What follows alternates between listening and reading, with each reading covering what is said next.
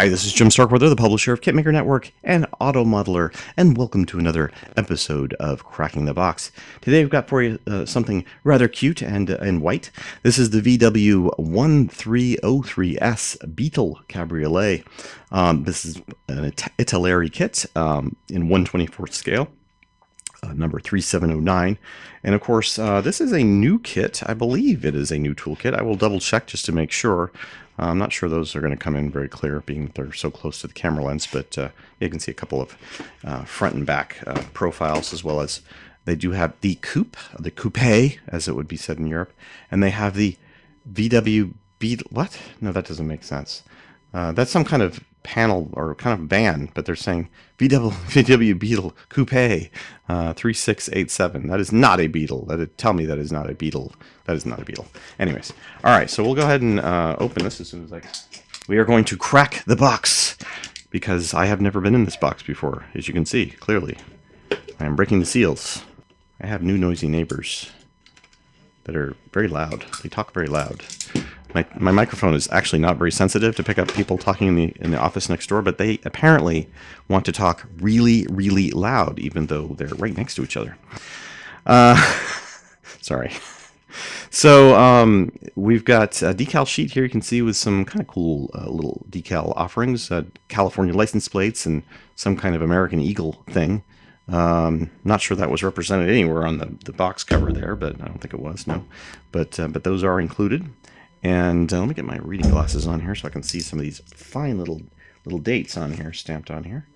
Actually, it doesn't have a stamp, but it doesn't have a date on it, so let's move on. Instruction sheet. We've got the instructions, and sometimes those have dates on them. This says revision 1. Well, revision 1, that could mean something. And fairly straightforward looking. Got parts overlay here. We've got wheels going on to the under chassis, the unibody. Although, does this car have a unibody? I think maybe it did. Maybe it was one of the early cars that did offer unibody construction. Although that might be not quite accurate either, because no, you can take the whole shell off the car. So, not a unibody. It's more of a regular old traditional style. So yes, fairly straightforward. You can do a top up or top down, obviously option. Who'd want to do the top up though? You got to have the top down. Okay, Cabriolet. Come on. And then, yeah, fairly straightforward there. Let's go ahead and take a look at the parts. All right, let's take a look at the actual car.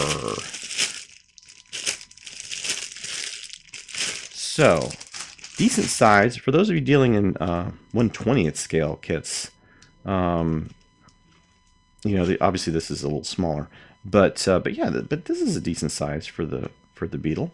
And I really do like the sculpting on this. It definitely looks modern in terms of production. I'd say this is definitely a new toolkit just by looking at it. Like that they've worked in the front vent windows here, and even the windshield wipers are built in nicely on the front here. I am still surprised though that that companies don't avail themselves. Oh goodness. Okay, we're still running. I'll just edit all that out. All right, what I was saying was that I mean, granted, they want to make the kits kind of simplistic, but why not make the windshield wipers as separate parts? Why not make the door handle as a separate part? Because the door handle clearly is a thing that you can reach into and open.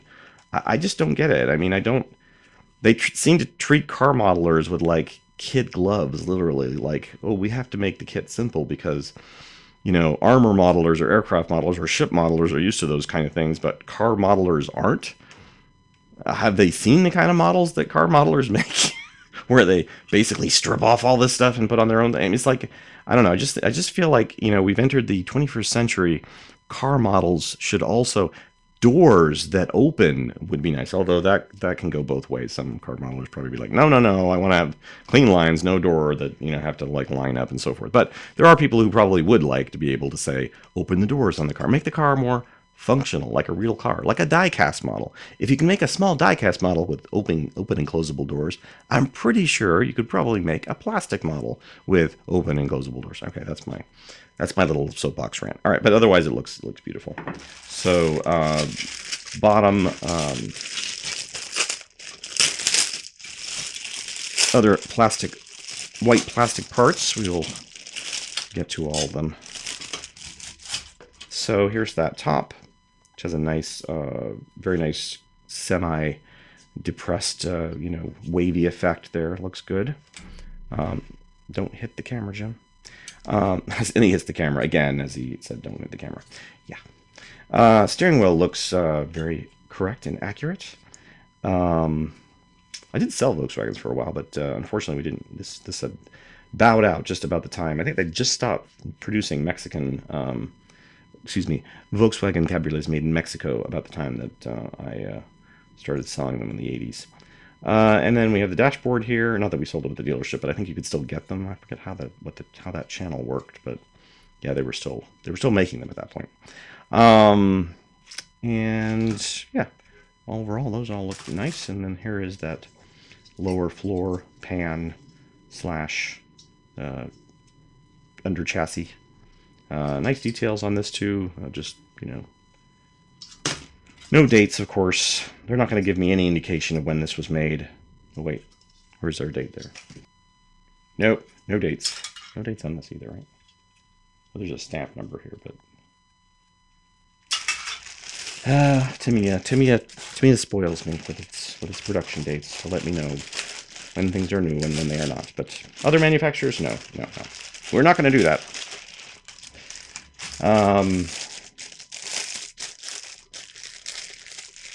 Yes, Ravel, I'm talking to you. I think Italeri has been partnered with Tamiya for many, many years. You think they would, take up that cue. Clear glass, clear plastic looks amazing. I can see the rear defrost bits in the rear glass, but the front glass looks really nice. Thickness is fairly thick, though. There's a bit of warping.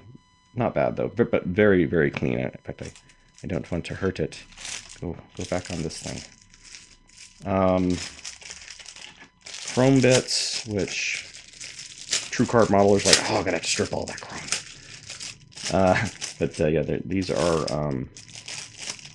quite in abundance. Looks like we have some parts for the engine, the traditional Volkswagen wheels, which... Why does that look just like an X? Clearly they licensed this product. I'm pretty sure they did. I thought I saw something on here. Maybe I'm thinking of the other... Oh no, yeah, there's an official licensed product thing on the box, so why wouldn't... I mean, I guess that could be VW in there. Let me check under my magnifier here.